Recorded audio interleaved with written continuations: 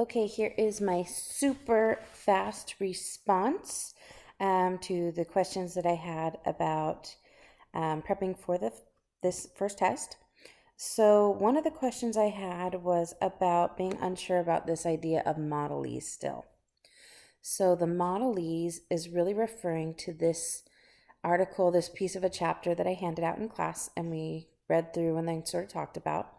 So Modelese is really just referring to, for example, like this sort of thing right here. Well, that's not working out too great, but right. So this sort of equation-y looking form of a model, right? In simple equation form, the model is this. This is what I'm talking about when I say Modelese. And if we go further into this article towards the end, we see an even more sort of in-depth version of it, right? So this would be the more full version of the Modelese. So we see the dependent variable on the left of the equation equal to some constant. That constant, when we change over to our regression model, is our y-intercept. Also, b sub naught is this constant, right?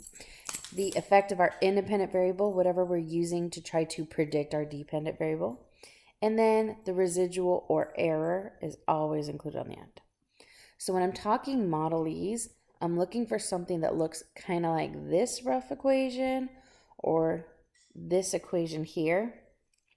And anything that you can fill in terms of the names of your variables would be great to include also, right? But it doesn't, the Modelese doesn't include the numbers.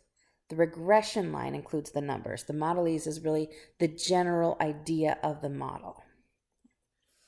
So also had some questions on the, right, so this number 4 down here, where it's talking again about Modelese, but then also about r squared.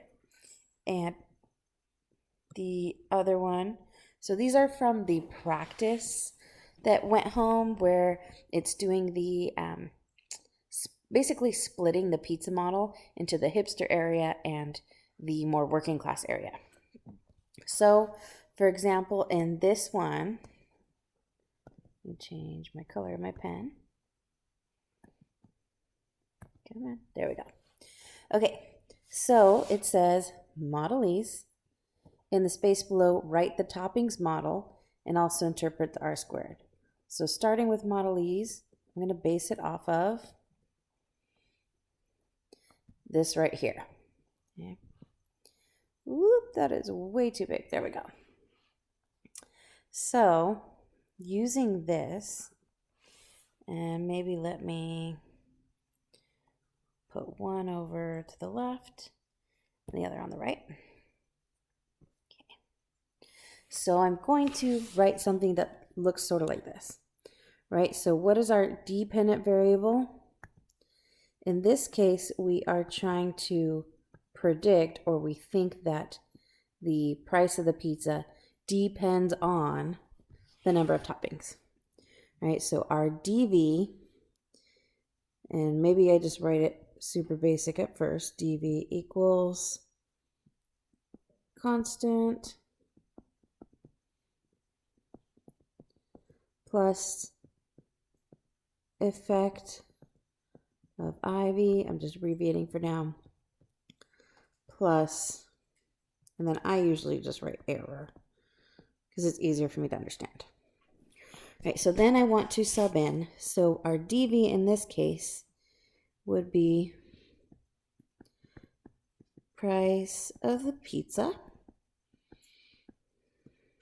equals constant. I'm just going to jump down here so I don't cover this. Plus effect of, and here we want to say what our IV is.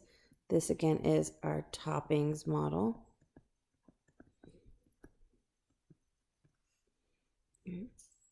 and then plus our error.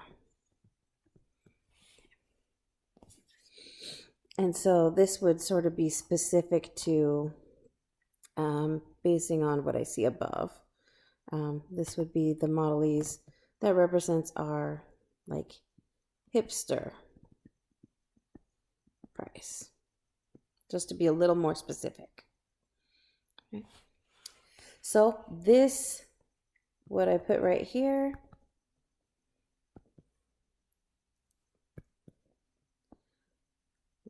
this thing right here, that's the Modelese that I'm looking for right here. Write the toppings model. That's all I'm looking for. Then the interpret the R squared bit. Here is our R squared. And this we talked about a little in class. And if you review back to classwork 5.1, there's a little blurb at the bottom that sort of explains what R squared means. So for R squared, really what we want to do is think about it like it's a percentage, right? So if we think about this as a percentage, that would be 28.8%. And it helps to think back to what is the whole purpose of doing this model? What are we trying to do? And what we're trying to do is, I'm just going to write way up here.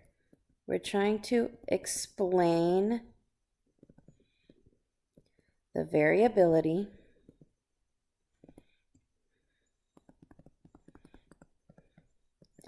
in pizza prices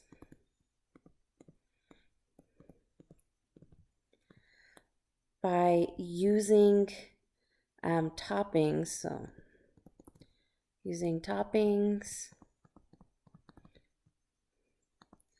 in our model. And again, explain the variability. What does that mean? That's just why do the pizza prices differ? We think that part of why they differ is based on how many toppings there are. So we want to say, okay, if we include toppings in our model, then how much of this variability, how much of the variability is being explained by our model with toppings? And that's what this number is telling us. It's saying that our model is explaining 28.8% of the variability in the pizza prices that we see by using toppings in our model. This means that there is, if we subtract, right, it has to add up to 100%. So if we subtracted this from 100, roughly 29, that would be what, 71? So this means that about 71% of our variability is not yet explained. Okay. So this part is basically saying, well, okay, so toppings covers about 29%, but there's also other stuff that goes on that causes pizza to be priced in a certain way.